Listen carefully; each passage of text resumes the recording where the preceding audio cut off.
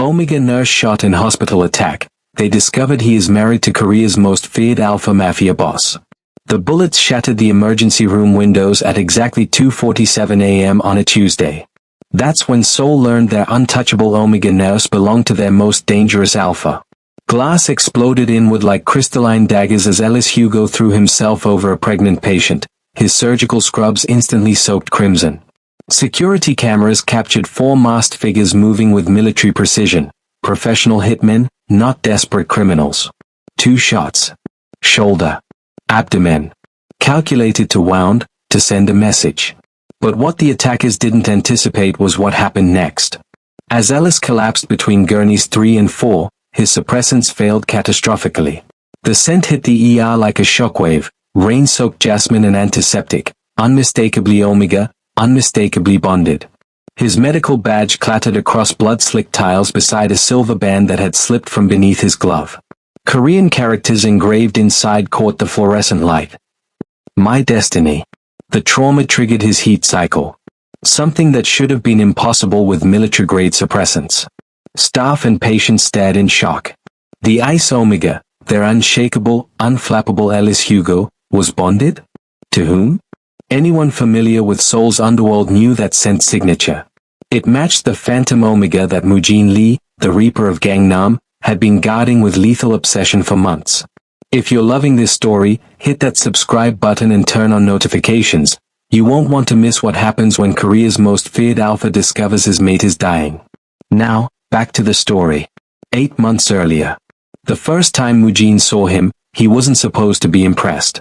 Seoul Memorial Hospital's emergency room thrummed with controlled chaos at 3 a.m. Moojin had walked in with a bullet wound from a territorial dispute, his black suit torn, blood seeping through custom fabric. His men insisted on a private facility, but he dismissed them with lethal efficiency. Public. Crowded. Anonymous. Perfect. His alpha pheromones rolled through the waiting room like a physical force. Omegas and betas instinctively cleared a path, heads down, avoiding eye contact. Gunshot wounds are bet 7. Take a number. Moojin stopped. Turned slowly. A nurse stood before him, slender, sharp-featured, with steel-gray eyes that held no fear whatsoever. His suppressants were so strong Moojin couldn't catch his designation, but that voice? British accent wrapped around Korean words like silk over iron. The kid with pneumonia goes first, Ellis continued, not even looking up from his chart. In 15 years of ruling Seoul's underworld, no one had made Moojin Lee wait. His men tensed, hands moving toward weapons. But Moojin raised one hand, stopping them. Because something had shifted in his chest. Something he hadn't felt since he'd stopped believing in anything beyond power and blood. This nurse treated him like a person. Not a monster. Not a predator. Just another patient who could damn well wait his turn. 8 months earlier. Moojin Lee had been shot twice before he turned 18. Stabbed 4 times by 23. By 32, he'd stopped counting the ways people tried to kill him. The bullet lodged 2 inches below his left shoulder blade was barely an inconvenience, just another trophy from another fool who thought they could take his territory. What was inconvenient was sitting in a plastic chair meant for someone half his size, bleeding through Ermenegildo Zegna, while a 7-year-old coughed wetly 3 seats over. His second-in-command, Kang Dae, stood rigid behind him, murder in his eyes. Boss, this is ridiculous. We wait, Moojin said quietly. The kind of quiet that made grown men confess to crimes they hadn't committed. Across the emergency room, the British nurse moved with clinical precision.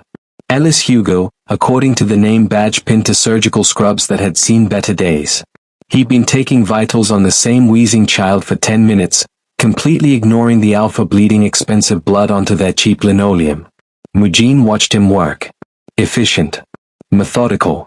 No wasted movement. Beautiful, in a way that had nothing to do with softness. The waiting room had cleared within seconds of Moojin's arrival, Omegas suddenly remembering appointments elsewhere, betas discovering urgent reasons to switch hospitals.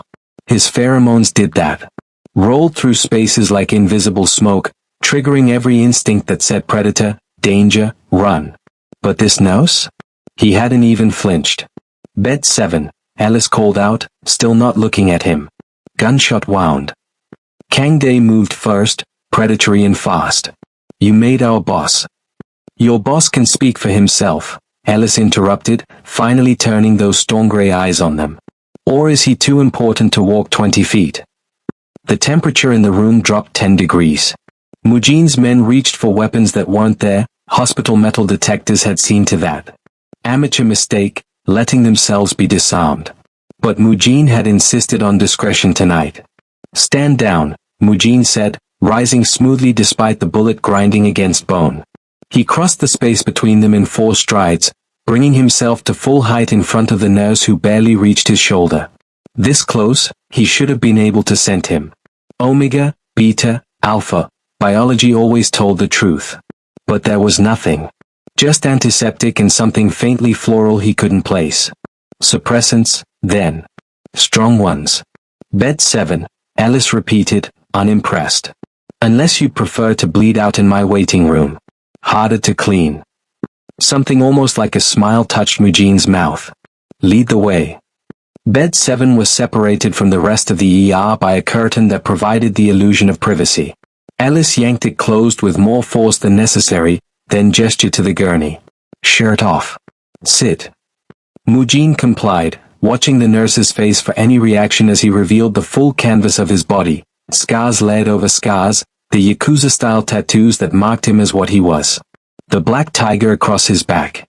The red spider lily on his ribs, each petal representing a life he'd taken personally. Ellis's expression didn't change. He'd probably seen worse. Treated worse. Bullet still in, Ellis observed, snapping on latex gloves. Through and through would have been cleaner. This'll hurt. I've had worse. I'm sure you have. Ellis positioned the surgical lamp, flooding Mujin's back with harsh white light. Bite down on this if you need to. He offered a leather strap. Standard practice for procedures without anesthesia. Mujin waved it away. I don't need it. Your funeral. Ellis probed the wound with steady fingers, and Mujin felt the exact moment he located the bullet. Pain lanced through his shoulder, white-hot and clarifying.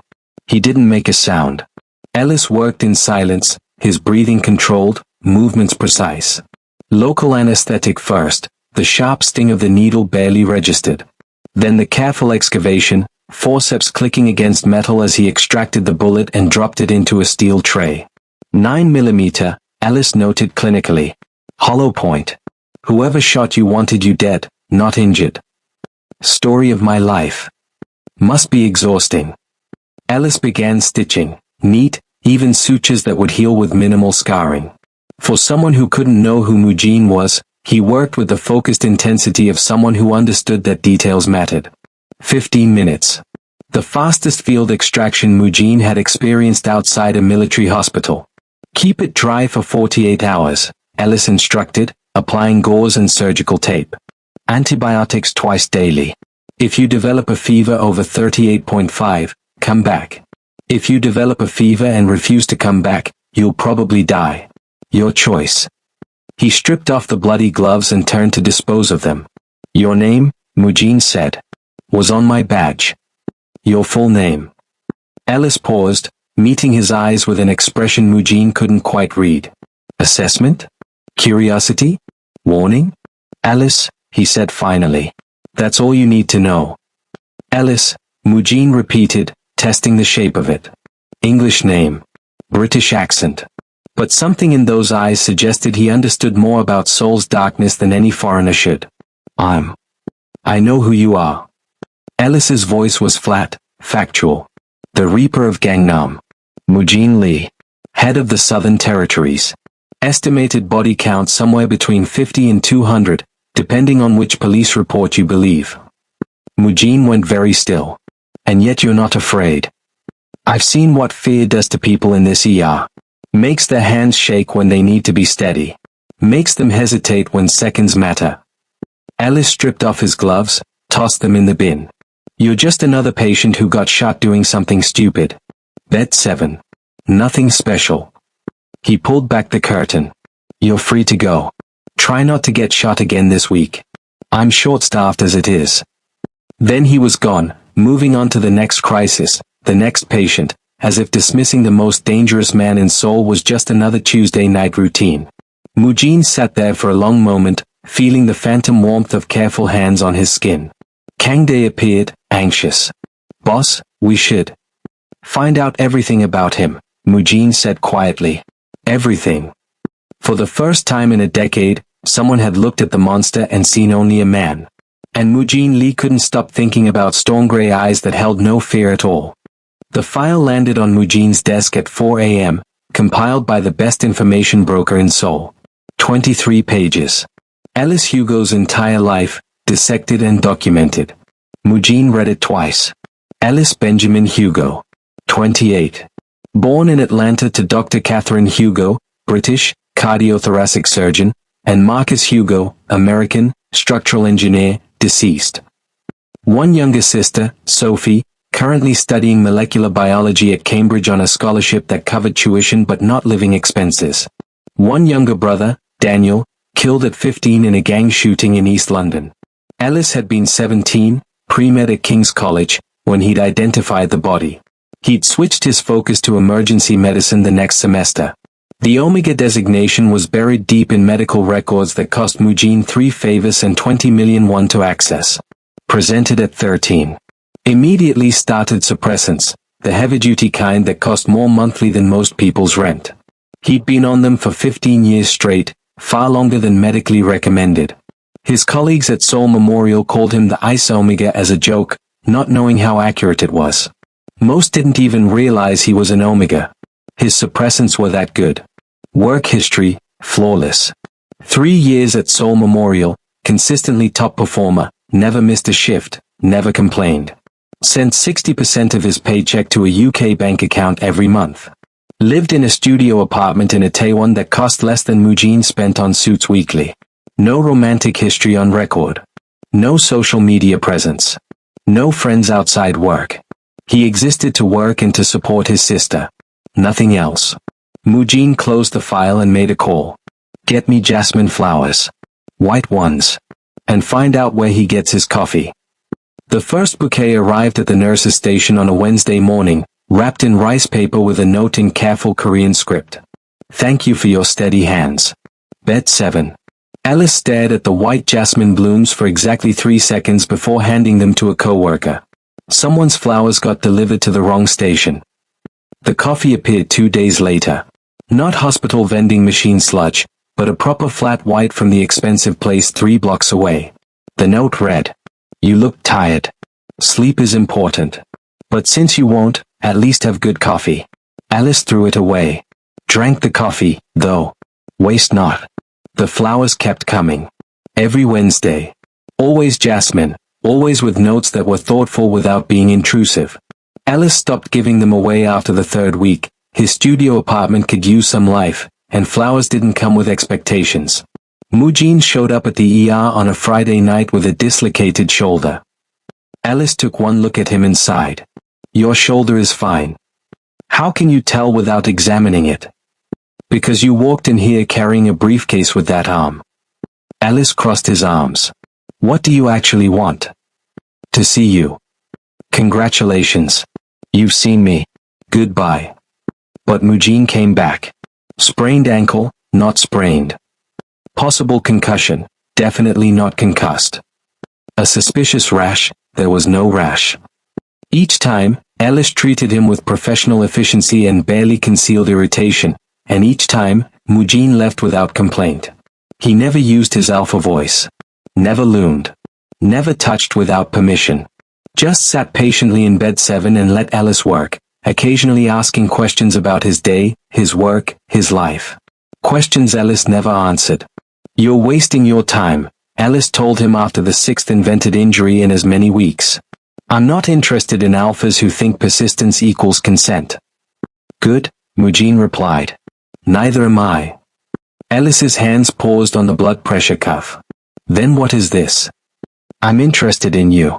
The person who made me wait. Who stitched me up and told me not to do stupid things. Who works doubles to send money home and still treats every patient like they matter." Mujin met his eyes. "I'm interested in Alice Hugo, not an Omega I can intimidate into submission." "You investigated me. Yes. At least he was honest. Ellis appreciated that more than he wanted to admit. I know about your brother, Mujin continued quietly. Daniel. I know why you do this work. Why you don't back down. Why fear doesn't touch you the way it touches other people. Ellis's jaw tightened. Then you know exactly why I want nothing to do with men like you. Men like me created men like the ones who killed your brother. Yes. Mujin stood, carefully, still faving the shoulder that wasn't actually injured. But I'm not asking you to forgive what I am. I'm asking if you'd have coffee with me. Just coffee. 1 hour. If you hate it, I'll stop coming. You'll stop anyway. Will I? There was something in his voice. Not a challenge. Not a threat. Almost like hope? This man, this alpha who ruled half of Seoul's underworld, who could have anyone he wanted through fear or money or sheer dominance, he was asking. Not demanding. Asking. Alice should say no. Should report him for harassment, file a restraining order, do any of the dozen sensible things a person should do when a mafia boss developed an obsession. Instead, he heard himself say, 1 coffee. 1 hour. You try anything, I walk. Clear? Mujin's smile was small, genuine. The first real one Alice had seen. Crystal. They met at the cafe 3 blocks from the hospital on Alice's rare Saturday off. Mujin was already there, wearing dark jeans and a simple black sweater instead of his usual suits. Trying to look normal. Almost succeeding. Alice sat across from him, ordering his own coffee despite Mujin's offer to pay. So, Alice said, wrapping his hands around the warm cup. You wanted coffee. We're having coffee. Talk. And Mujin did. Not about territory or violence or the empire he'd built. About growing up in Busan. About his younger brother who'd loved comic books. About the weight of choices made and unmade. About loneliness that came from being feared by everyone who met you. Alice found himself talking too. About Cambridge and Sophie's messages full of excitement and homesickness. About how sterile efficiency was the only thing that kept the ER from drowning. About missing London rain and hating Atlanta summers. 1 hour became 2. Then 3. When they finally left, the sun was setting, painting Seoul in shades of gold and amber. Same time next week? Mujin asked. Alice should say no. Maybe, he said instead. It was more than Mujin had hoped for. Less than Alice had feared giving. Enough for both of them.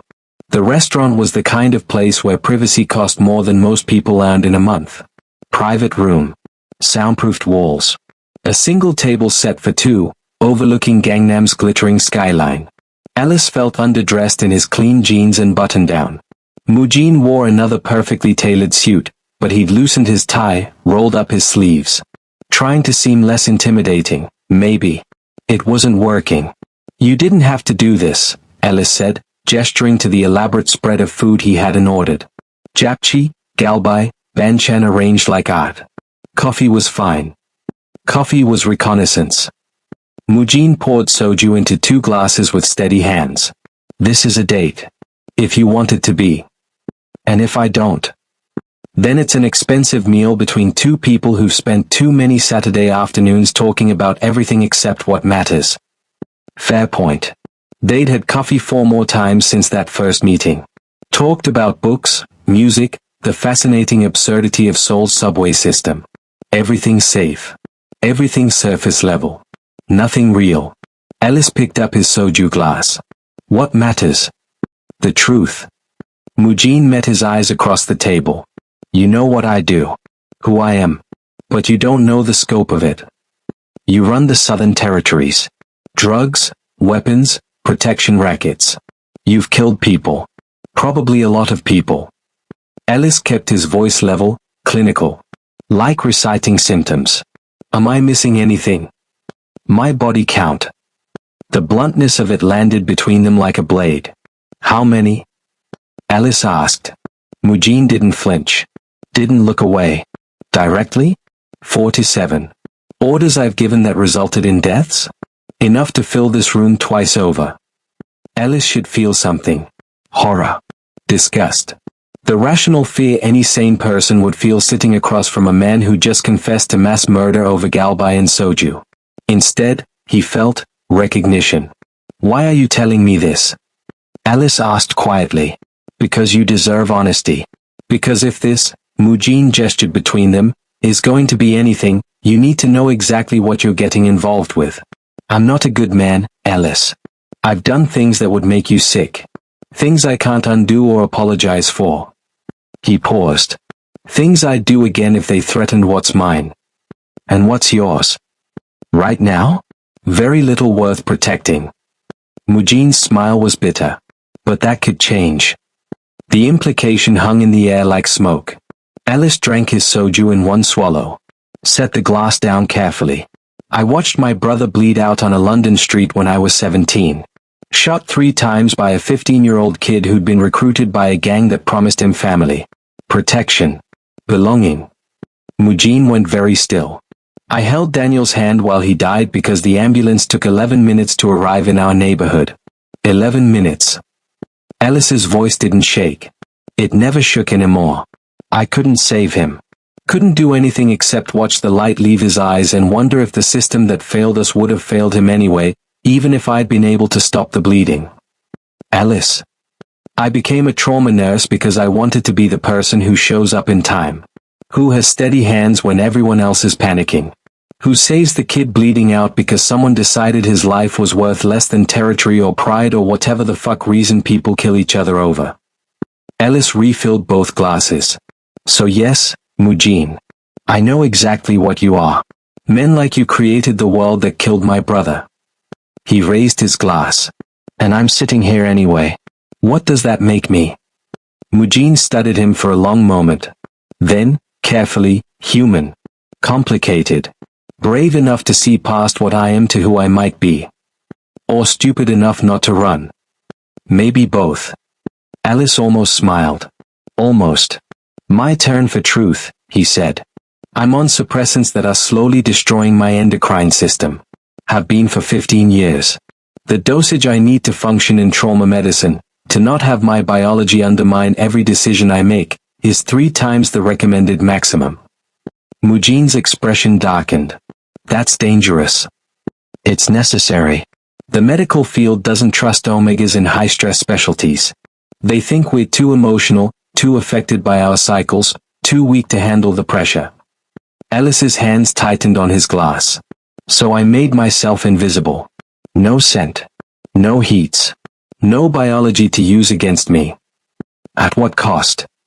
If I ever go into heat now, my body won't know how to handle it. The suppression's been too long, too complete. The shock could cause organ failure, cardiac arrest, brain damage. Alice said it flatly, like reading lab results. I chose my career over my biology, my agency over my designation. You chose survival, Mujin said quietly. So did you.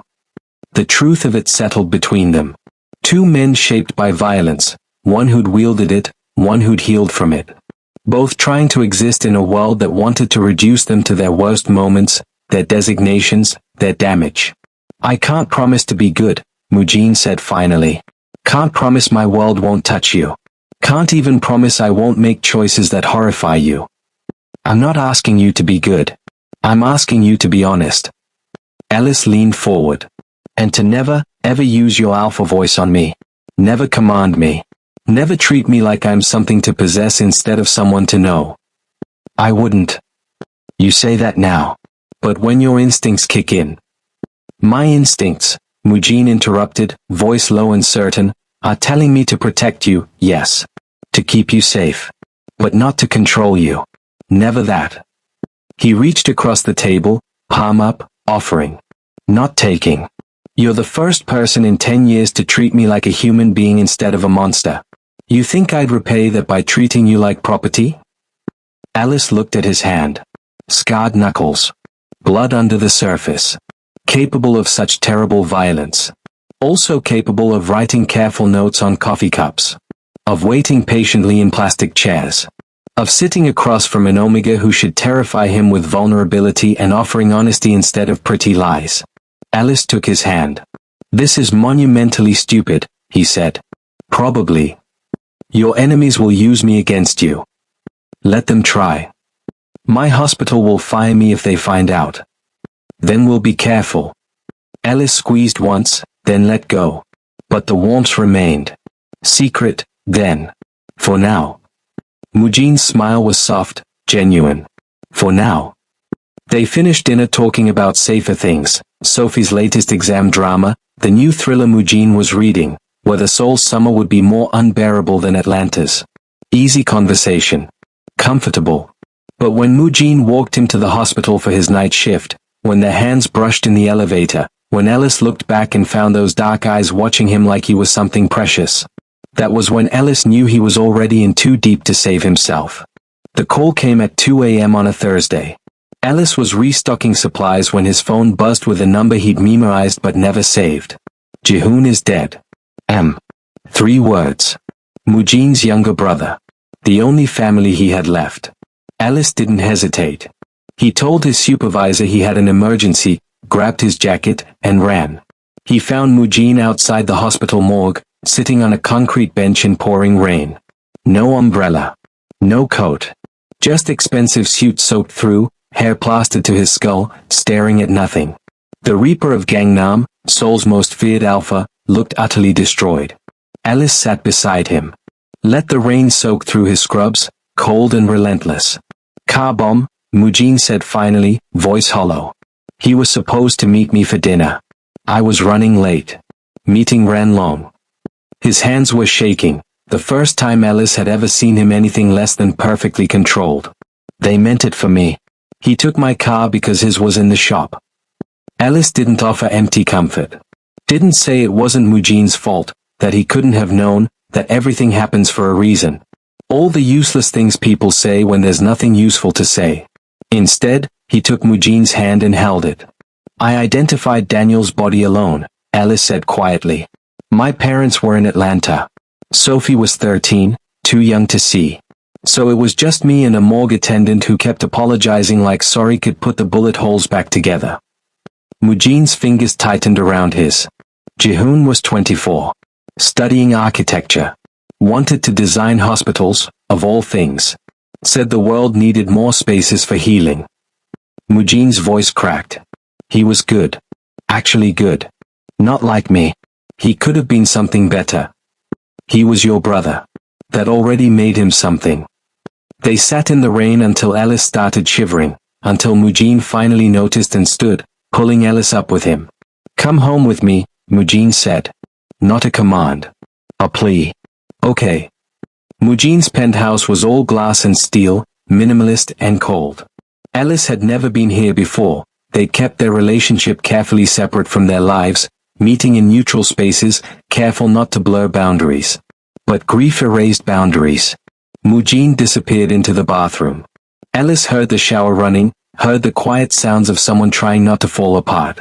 He made tea with the expensive kettle in the pristine kitchen, found towels in the linen closet, waited. When Mujean emerged, hair damp, wearing soft clothes Alice had never seen him in, he looked younger. Vulnerable in a way that had nothing to do with designation and everything to do with loss. Alice handed him tea. Mujean set it down untouched. Stay, he said. Please. I don't want to be alone tonight. Alice had planned to stay anyway. They lay together in Mujean's massive bed, not touching at first. Just existing in the same space, breathing the same air. No pheromones, Alice's suppressants saw to that. No biological imperative. Just two people and the weight of grief between them. I've never brought anyone here, Mujean said into the darkness. Never wanted anyone to see this part of my life. The human part. The weak part. Alice rolled to face him. Grief isn't weakness. It's proof you loved someone enough to break when they're gone. Mujean's eyes were dark, intense. I don't know how to do this. Be this. With anyone. Neither do I. Then we'll figure it out together. Alice kissed him. Soft, careful. Mujean responded like Alice was something precious, something that might shatter if held too tight. His hands were gentle on Alice's face, in his hair, mapping skin with a tenderness that contradicted everything the world said about dangerous alphas and fragile omegas. When they came together, it was slow. Deliberate. A choice made in full awareness. Alice choosing vulnerability with this man who could destroy him, Mujin choosing gentleness when every instinct probably screamed to possess, to claim, to dominate. But he didn't. He held Ellis like he was worthy of care, like his agency mattered more than biology, like they were equals choosing each other. No heat. No rut. No fate. Just them. Morning light filtered through floor-to-ceiling windows. Ellis woke to find Mujin watching him with an expression he couldn't quite read. "I'm going to kill them," Mujin said quietly. "The people who did this. I'm going to dismantle them piece by piece until there's nothing left but screaming." Ellis didn't flinch. "I know. I'm going to be exactly what you hate." "No. You're going to be exactly what you are. And I'll hate what you do while understanding why you do it." Ellis traced the line of Mujin's jaw. "But after you've done what you need to do, you come back to me. Not the Reaper. Not the monster. Mujin. The man who grieves his brother. The man I chose. What if I can't separate them? Then I'll remind you." Mujin caught his hand, pressed a kiss to his palm. "They'll come for you eventually. My enemies. They'll see you as my weakness. Let them try. Ellis. I survived my brother's death. Survived 15 years of suppressants that are slowly killing me. Survived building a life in a country that sees me as lesser because of what I am."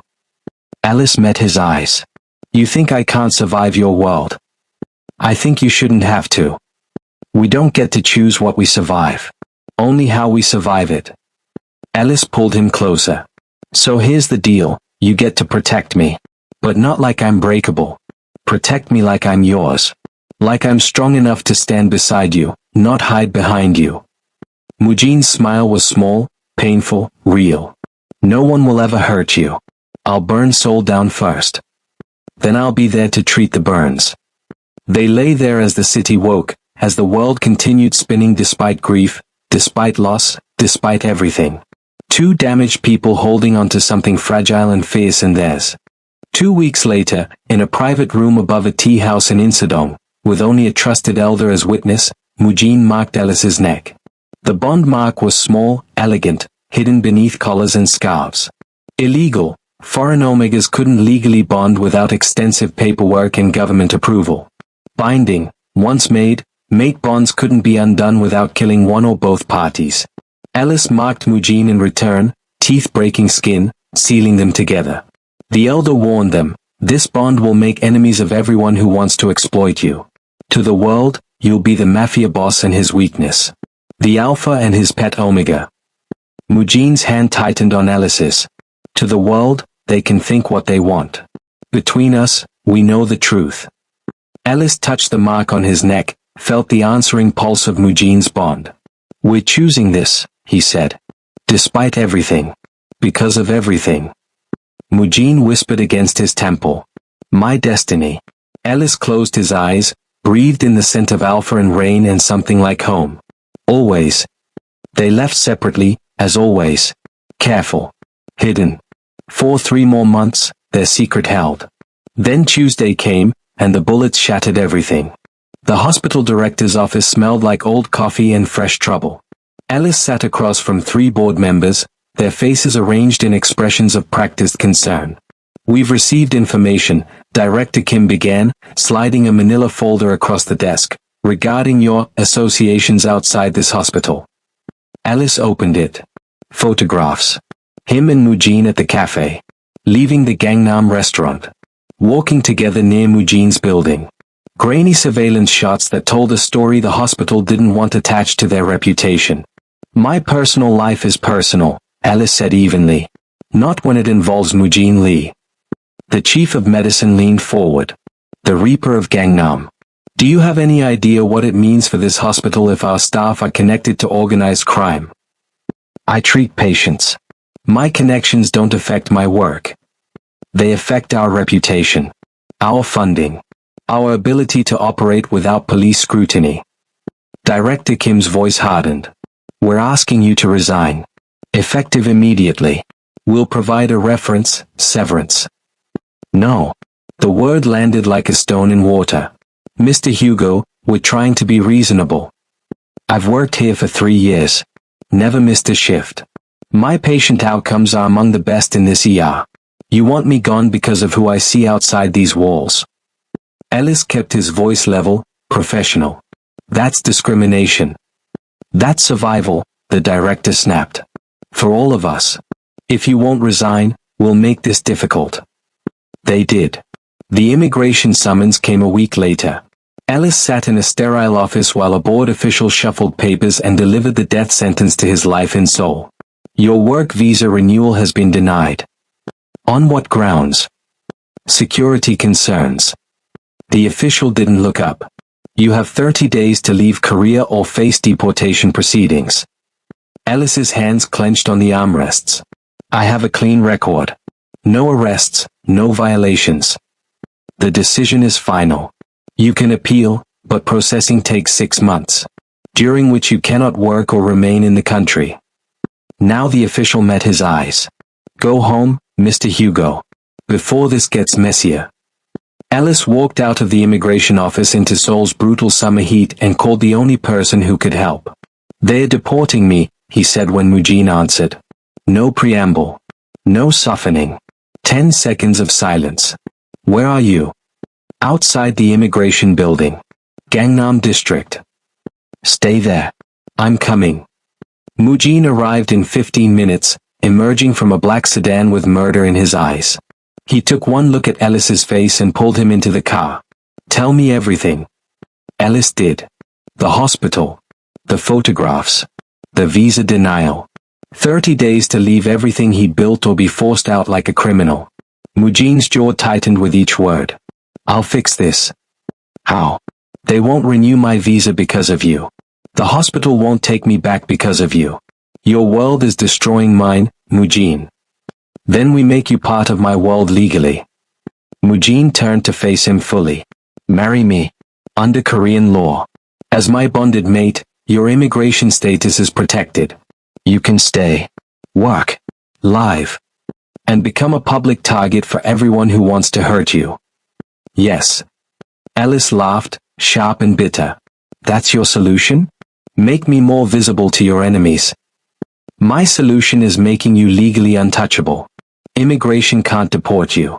The hospital can't fire you without cause. And anyone who tries to use you against me learns exactly why they shouldn't have. This is insane. This is the only option that keeps you here. Mujin's hand found his, squeezed. I know what I'm asking. I know the danger.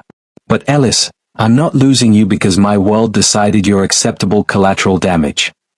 Ellis looked at their joined hands. At the bond mark hidden beneath his collar that already tied them together in every way that mattered. If we do this, everything changes.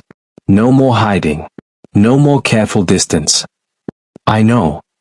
Your organization will see me as weakness. Your enemies will see me as opportunity. Let them.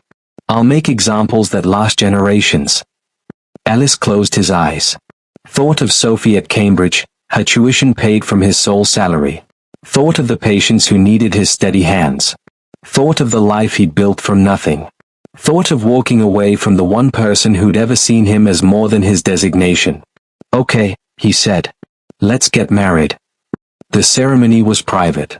A lawyer's office in Gangnam, paperwork signed and witnessed, efficient and bloodless. Ellis wore his hospital scrubs because he'd come straight from a shift. Mujin wore a suit that cost more than most people's cars. They exchanged rings, simple platinum bands engraved with, and became legal mates under Korean law. The syndicate elders convened an emergency meeting within hours. Ellis sat beside Mujin in the private room above a restaurant, surrounded by men 3 times his age who looked at him like he was a stain on their honor. An Omega, the eldest spat. You bonded an Omega. Publicly. I bonded my mate, Mujin corrected, voice dangerously soft. He makes you weak. Makes us weak. Our enemies. Our enemies, Mujin interrupted, will learn that touching what's mine is the last mistake they ever make. He stood, and every alpha in the room felt the weight of his dominance. Ellis Hugo survived things that would break most of you. Rebuilt his life in a foreign country. Works doubles to support family while maintaining the highest patient outcomes in his hospital. He's stronger than any alpha at this table. He's an Omega. Question his strength again, Mujin said quietly, and find out exactly how weak I'm willing to appear to protect him. Silence. Ellis met the eldest's eyes without flinching. I didn't ask for your approval. Neither did Mujin. This meeting is a courtesy. Don't mistake it for weakness. The old man's nostrils flared. But he bowed his head. Marginally. The Reaper has spoken. We will adapt. For 3 months, they were happy. The hospital couldn't fire Ellis anymore. Wrongful termination of a legally bonded mate brought scrutiny they couldn't afford. They transferred him to permanent night shifts, citing patient safety concerns that everyone knew meant keeping him away from daytime visibility. Ellis didn't care. Night shifts meant fewer administrators, more autonomy, patients who needed him most. Mujin began legitimizing parts of his empire. Real estate investments. Technology ventures. Slowly transitioning from blood money to clean holdings. Not redemption, he'd never be clean, but evolution. They talked about the future in quiet moments. A clinic, maybe, serving populations who fell through the cracks. Adoption, an Omega child who needed family. Peace, however fragile. Ellis moved into the penthouse. His suppressant stayed at maximum dose, his biology carefully controlled. But he felt, for the first time in years, like he was building toward something instead of just surviving. Mujin came home one Tuesday evening with takeout and news. The Lee family's making moves. Testing boundaries. Nothing serious yet. Be careful, Ellis said, kissing him. Always. That was Tuesday afternoon. By 2:47 a.m. Wednesday morning, careful became irrelevant. The bullets came, and everything shattered. The ER was quiet for a Tuesday night. Too quiet. Ellis had learned to distrust the lulls. They never lasted. He was triaging a beta woman with a sprained wrist when the automatic doors slid open at exactly 2:47 a.m. 4 men walked in. Tactical boots. Black clothing. Faces covered with medical masks that didn't quite hide their intentions. Ellis's hand moved toward the panic button beneath the nurse's station. The lead man pulled a gun. Don't. The ER froze. Patients, staff, security, everyone staring at the weapons now visible, casually displayed. Professional. Practiced. This wasn't a desperate robbery. This was a hit. We're here for one person. The leader's voice was calm, almost polite. His eyes found Ellis. Nurse Hugo. The Reaper's pretty Omega. Ellis's blood went cold. Message for Mujin Lee, the man continued, loud enough for everyone to hear. You took our territory. So we take what's yours. Ellis moved.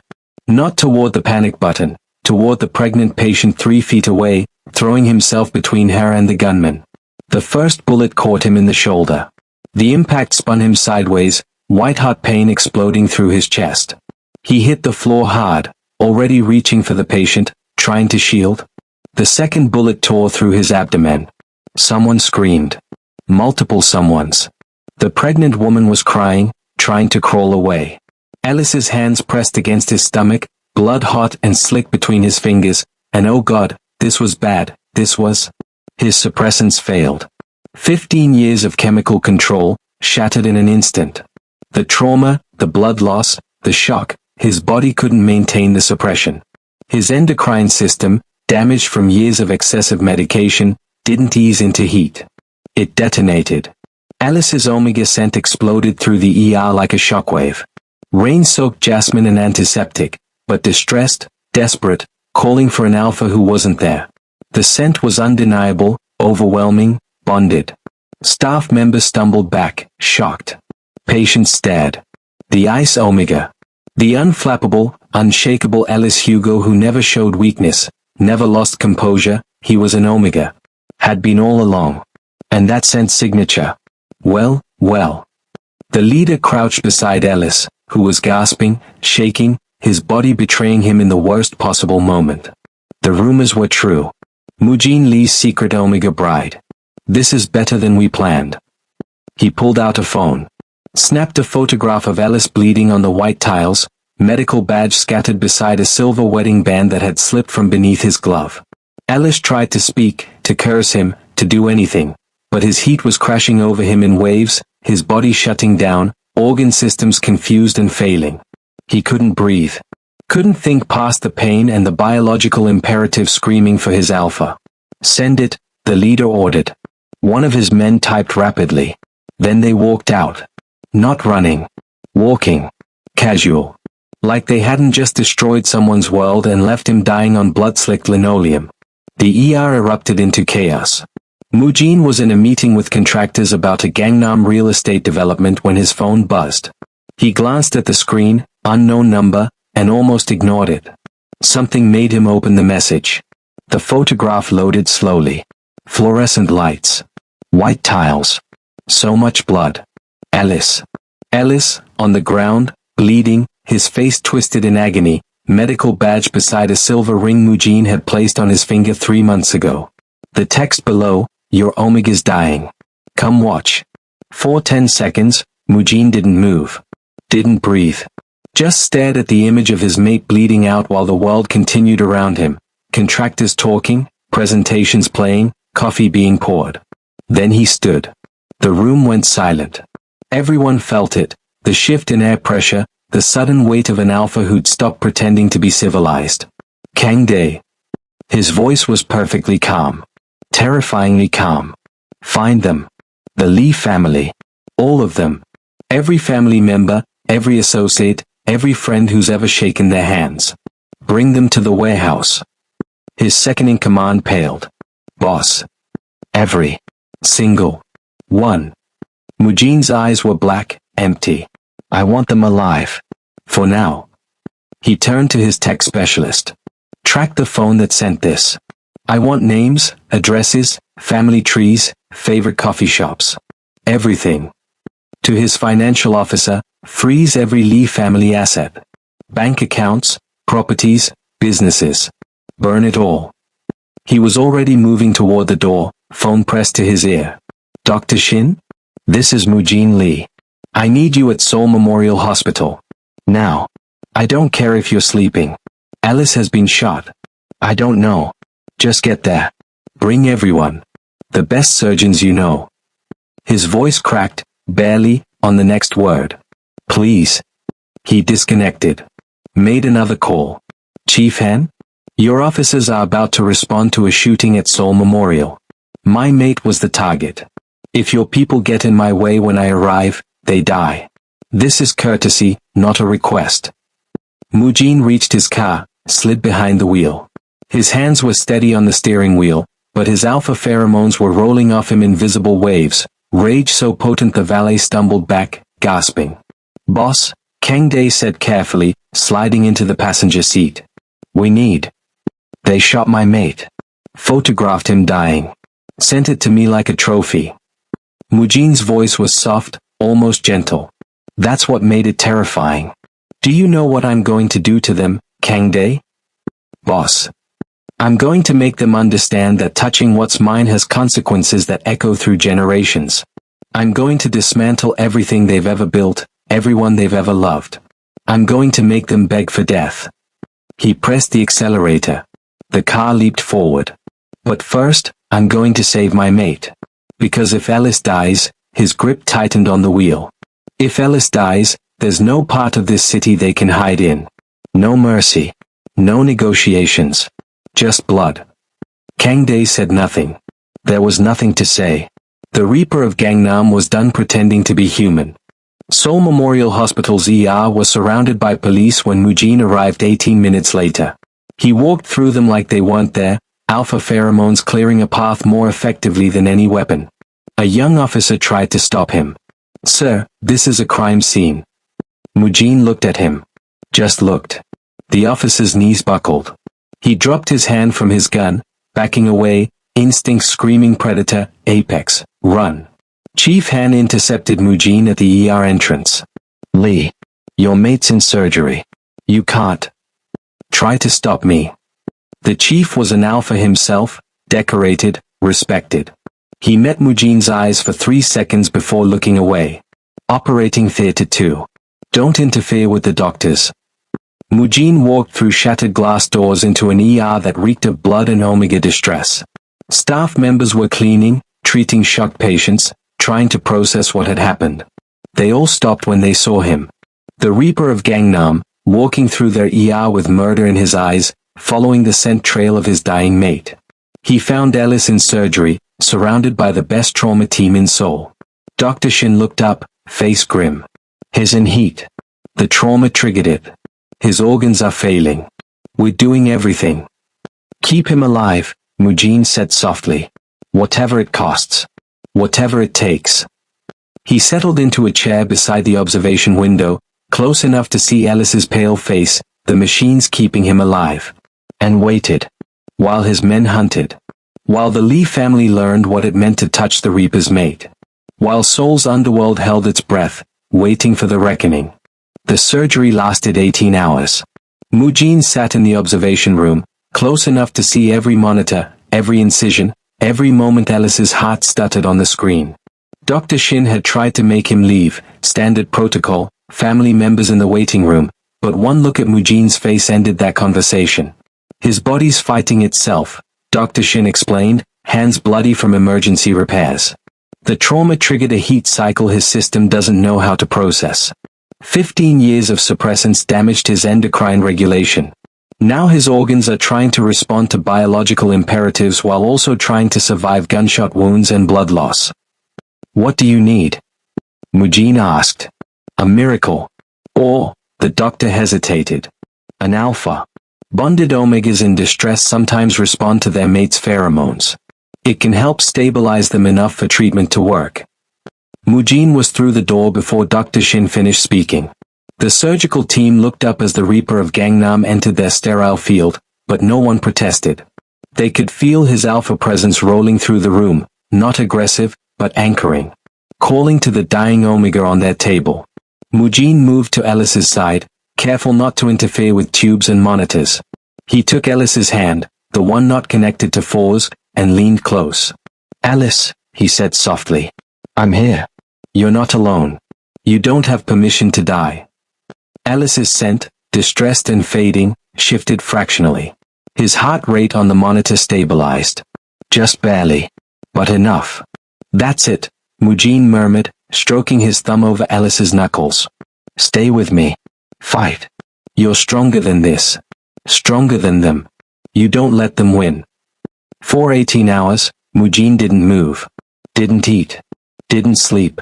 Just stood there, anchoring his mate to life through sheer force of will and biology, his alpha pheromones providing the stability Ellis's body desperately needed. The surgical team worked around him, repairing damage, stopping bleeding, fighting to save a man who'd thrown himself in front of a pregnant patient instead of saving himself. Dr. Shin sutured the last internal repair and stepped back, exhausted.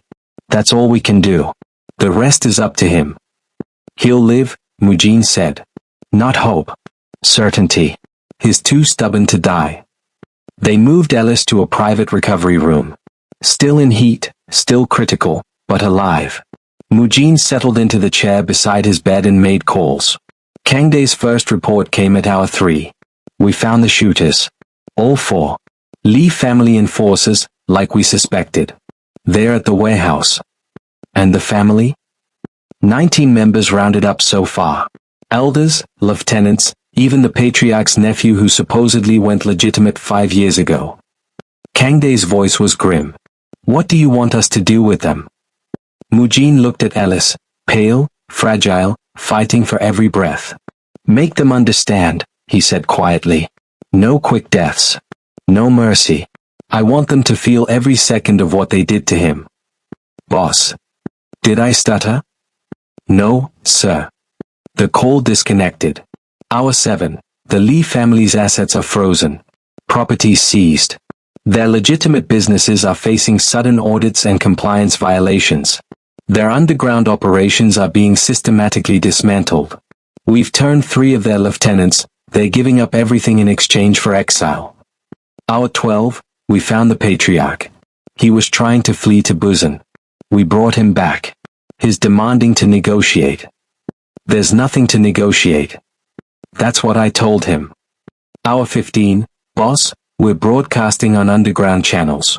The message is clear. Anyone who touches your mate dies. Their families are exiled. Their businesses are destroyed. The Lee Syndicate is being erased from Seoul's history. Mujin stroked Ellis's hair, careful of the 4 lines. Good. Make it echo. I want this lesson remembered for generations. It will be. Everyone's watching. The other families are already sending assurances, they want no part of this. Smart of them. The reports continued. Each one a nail in the Lee family's coffin. Their patriarch, once untouchable, was given a choice: watch his entire legacy burn, or end it himself. He chose the latter. Kang Dae sent a photo as confirmation. Their enforcers, the 4 who'd shot Ellis, were found 3 days later in pieces scattered across their own territory. A message written in blood on warehouse walls: touch the Reaper's mate, become a warning.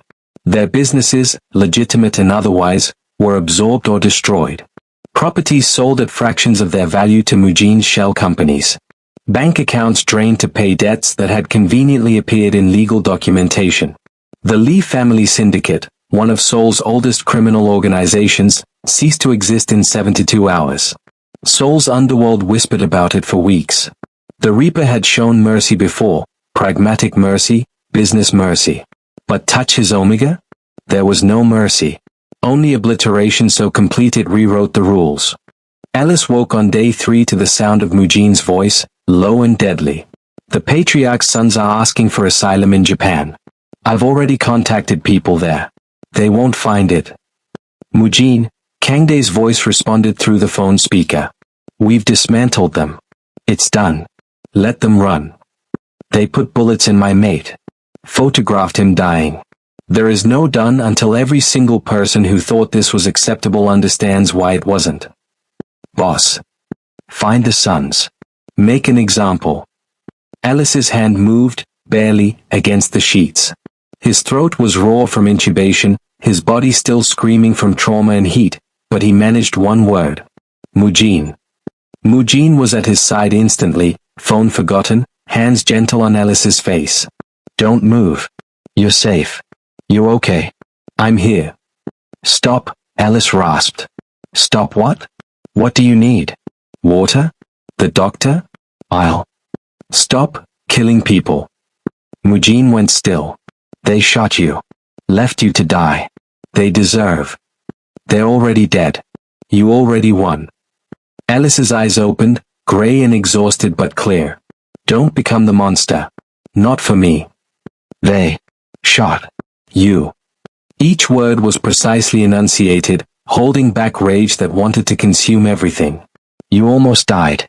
You were in heat, bleeding out, your organs failing, and they laughed while they photographed you. I know. Alice's hand found Mujin's, squeezed weakly. I remember. Then you understand why they need to die. All of them.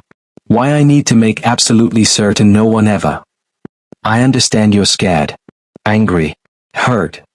Alice's voice was getting stronger, even though speaking clearly cost him. I understand you want to destroy everyone who hurt me. But Mujin, if you kill the sons, if you keep going, you prove them right. You become exactly what they said you were. A monster who can't be reasoned with. Who can't be stopped. Maybe that's what I am. No. Alice struggled to sit up. Mujin immediately supported him, adjusting pillows, careful of 4 lines.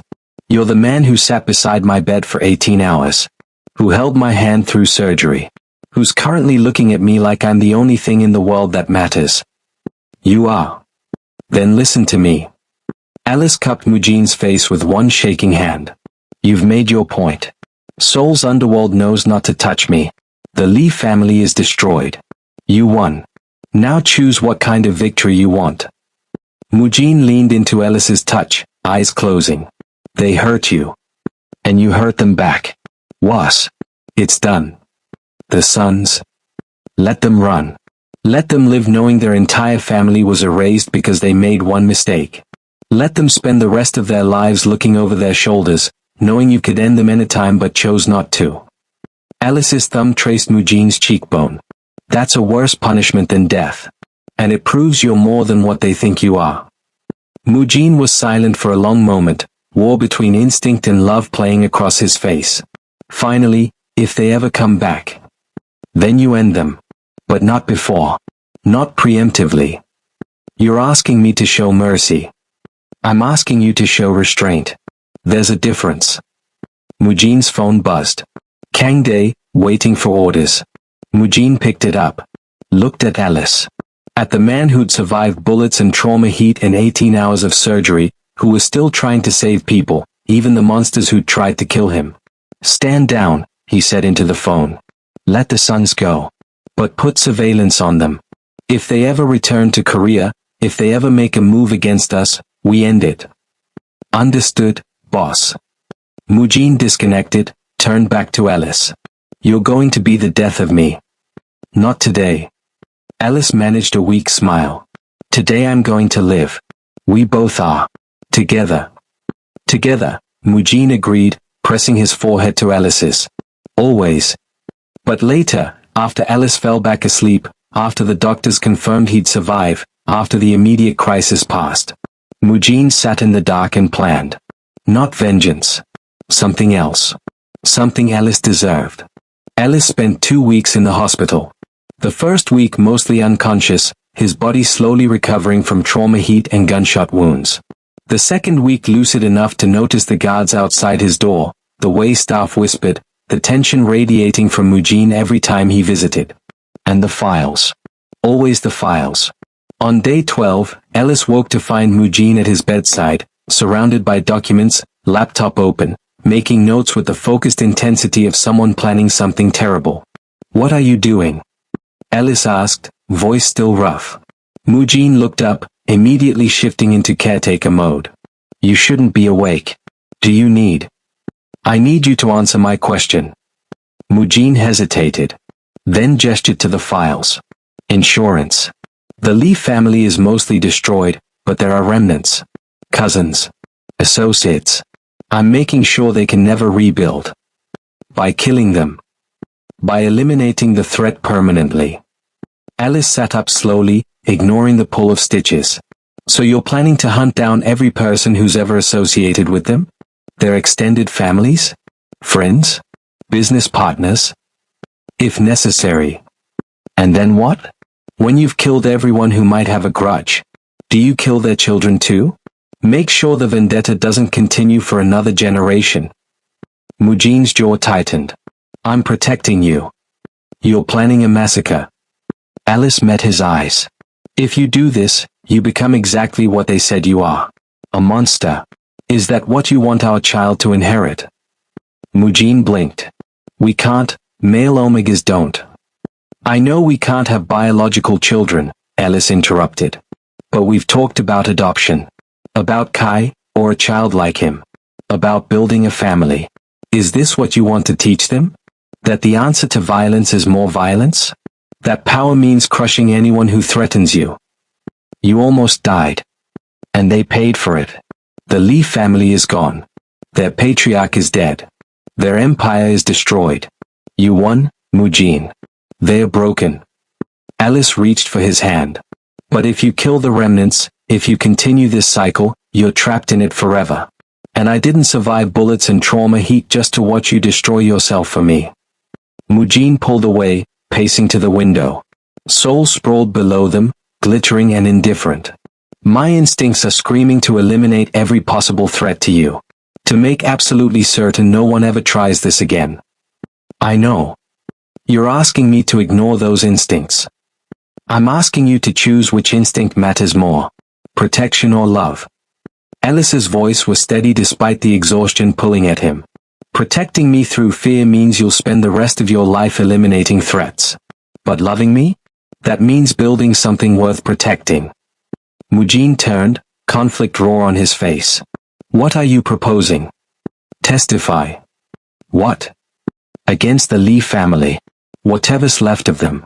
You know where bodies are buried, where money flows, who's corrupt. Use that knowledge. Alice leaned forward, ignoring his body's protests. Go to the prosecutors. Offer testimony in exchange for immunity. Dismantle them legally. Then legitimize your businesses. That's, Mujin stared at him. You're asking me to become an informant. To betray everything I've built. I'm asking you to transform it. Keep the real estate, the technology investments, the legitimate holdings. Dump the drugs, the weapons, the violence. Alice's eyes were fierce. You wanted to protect me? Then build something I can be proud of. Build something clean. The syndicate would never accept. The syndicate doesn't get a vote. You're the Reaper of Gangnam. They follow or they leave. Alice softened slightly. Mujin, you have a choice right now. Continue being what you've always been, or become something new. For us. For whatever future we build. Mujin sank into the chair beside the bed, head in his hands. You make it sound simple. It's not. It's probably the hardest thing you'll ever do. But you can do it. Alice touched his shoulder. And I'll be there. Every step. Long silence. Just breathing and the quiet beep of monitors. Finally, if I do this, testify, legitimize everything, people will call me a traitor. Weak. They'll say I let my Omega dictate policy. Let them. The ones who matter will see the truth. Mujin looked up. And what's that? That you're strong enough to change. That you love me more than you love violence. Alice smiled slightly. That's not weakness. That's evolution. It took 6 months. 6 months of negotiations with prosecutors who couldn't believe the Reaper of Gangnam was offering testimony. 6 months of carefully documented evidence destroying the Lee family's remaining operations, and implicating 3 other syndicates in the process. Mujin sat in courtrooms and conference rooms, detailing decades of criminal activity with the same cold precision he'd once used to plan territorial acquisitions. Names. Dates. Locations. Financial transactions. Bodies. The prosecutors granted him immunity in exchange for his cooperation. Full immunity for past crimes, with the understanding that any future criminal activity would void the agreement immediately. Seoul's underworld watched in shock as the Reaper dismantled his own empire and rebuilt it clean. Lee Holdings became a legitimate real estate development company, focusing on underserved neighborhoods. Technology investments in startups creating medical devices, accessibility software, community infrastructure. Security consulting, using former enforcers as protection specialists for legitimate businesses. And Alice's project, the Hugo Lee Community Health Initiative. Funding for clinics in areas hospitals ignored. Free emergency care. No questions asked about immigration status or insurance. The transformation was brutal. Half of Mujin's organization walked away, unable or unwilling to adapt. The remaining half worked around the clock, learning to operate within legal boundaries, discovering that legitimate business could be just as profitable with significantly less risk. The syndicate elders convened one final time, 3 months into the transformation. This is humiliation, the eldest spat. You've turned us into businessmen. We're the laughingstock of Seoul's underworld. We're also alive, wealthy, and not facing prison sentences, Mujin replied calmly. Which is more than can be said for the Lee family. Because you let your Omega dictate policy. You've gone weak. Mujin stood. The room went silent. Let me be clear, he said softly. My Omega survived 2 gunshots, a trauma heat that should have killed him, and 18 hours of surgery. He woke up from a coma and convinced me to transform rather than destroy. He's currently working 16-hour days to establish clinics that will serve thousands of people this city abandoned. He looked at each elder in turn. Your alpha sons cried when I raised my voice at them. Your heirs needed bodyguards to feel safe walking through Gangnam. Alice walked into a hospital attack and threw himself in front of a pregnant patient instead of running. Mujin's voice dropped to deadly quiet. Question his strength again. Please. I'm curious what happens. No one spoke. This organization is transforming. You can adapt or leave. But don't mistake evolution for weakness. Don't mistake choosing life over death as surrender. Mujin gathered his files. Meeting adjourned. He walked out to find Alice waiting in the hall, leaning against the wall because standing for long periods still exhausted him. How'd it go? Alice asked. I may have threatened to murder elders who insulted your strength. That's my alpha. Subtle as always. They needed to understand. They will. Eventually. Alice took his hand. Come on. We have a clinic site to inspect in Itaewon. Sophie's arriving tomorrow to visit. And I'm supposed to convince you to actually sleep tonight instead of working until dawn. That's a full schedule. Welcome to legitimate business. It never stops. Alice smiled. But at least no one's shooting at us. Yet. Optimist. They walked out together, hand in hand, into Seoul's afternoon sun. Building something new from the ashes of everything they'd been.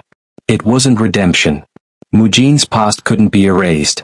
But it was transformation. And for two men who'd survived bullets and betrayal and their own worst instincts, that was enough. 3 years later, the ribbon was red silk, stretched across the entrance of the Hugo Lee Community Health Center in Itaewon. Cameras flashed as Ellis raised the oversized scissors, Mujin standing just behind him, one hand resting lightly on his lower back. "This is our 10th clinic," Ellis said to the gathered crowd, reporters, community members, city officials who'd initially opposed the project. 10 facilities serving populations that traditional healthcare systems overlook. Undocumented immigrants. Homeless Omegas. Sex workers. Addicts. People who fall through the cracks because society decided they weren't worth catching. He cut the ribbon. Applause rippled through the crowd. "These clinics exist because my mate," Alice glanced back at Mujin, "believes that power should protect, not exploit. That wealth should build, not destroy. 3 years ago, we made a choice to transform. This is what transformation looks like." More applause. Questions shouted from reporters. Ellis fielded them with practiced ease while Mujin stood silent, letting his Omega speak for both of them. This was Ellis's domain, the medical operations, the community outreach, the proof that redemption was possible. Mujin's job was simpler: fund it and protect it. A reporter from a conservative outlet pushed forward. "Mr. Lee, critics say you're trying to wash blood money clean through philanthropy. That you're still the Reaper of Gangnam, just wearing a better suit. What do you say to that?" Mujin's expression didn't change. "I say they are partially correct. My past can't be erased. The things I've done can't be undone. But I can choose what I build moving forward. These clinics have treated over 15,000 patients in 3 years. Saved hundreds of lives.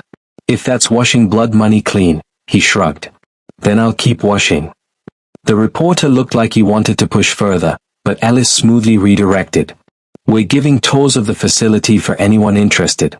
Please, come see what we've built." As the crowd dispersed, Mujin leaned close. "Still hate press conferences. You did fine. You didn't threaten anyone or make ominous statements about consequences. The day's young." Alice smiled. After 3 years, he could read Mujin's tells. The slight tension in his shoulders meant he was uncomfortable but managing it. The way his hand never left Alice's back meant he needed the physical connection, the reminder that they were in this together. They'd both changed. Alice had gained weight, no longer running on stress and coffee. Mujin smiled more, genuine expressions that reached his eyes. They looked like what they were, a couple who'd survived hell and decided to build something better. Not perfect. Never perfect. But better. The media coverage was mixed, as always. Seoul Daily, former crime lord's 10th clinic opens in Itaewon, community health initiative shows unexpected success. Conservative outlets, blood money buys good press, can the Reaper of Gangnam ever truly change? Underground channels, the alpha who went soft, Mujin Lee's transformation complete. Mujin read the headlines over breakfast while Alice reviewed patient files. They developed routines, small domestic rhythms that would have seemed impossible 3 years ago. "They called you the Omega who tamed me again," Mujin noted, showing Alice his tablet. Better than the Omega who survived being shot by his mate's enemies. Alice didn't look up from his charts. "At least this framing gives me agency." "You've always had agency. Tell that to the reporters who keep asking if I'm afraid of you." "Are you?" Alice finally looked up. Terrified. "You might burn the toast again." Mujin threw a napkin at him. Alice caught it, laughing, the sound still surprising them both sometimes. Laughter had been rare in those first months after the shooting. Now it came easier. Small victories. They collected them like treasures. Mujin's business transformation was nearly complete. Lee Holdings now focused on urban development, affordable housing in neglected neighborhoods, mixed-use spaces that revitalized communities. The real estate portfolio was massive and entirely legitimate. Technology investments in healthcare startups, accessibility software, community infrastructure. Security consulting used former enforcers as protection specialists. They guarded businesses, consulted on security systems, provided services that were high demand and completely legal. The weapon trafficking, drug distribution, and protection rackets? Gone. Dismantled or handed to prosecutors as part of Mujean's testimony.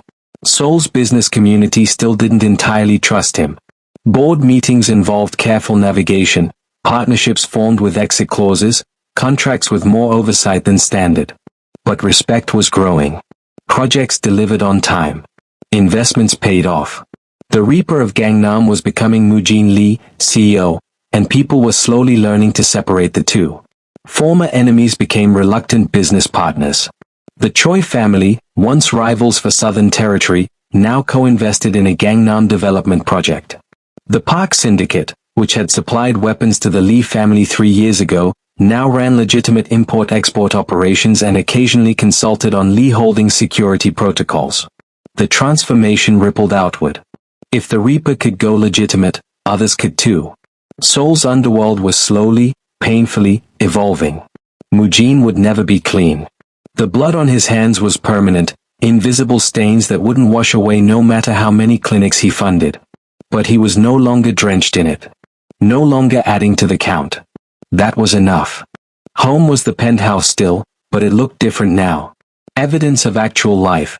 Kai's drawings on the refrigerator, medical journals stacked on the coffee table, family photos on walls that had once been bare.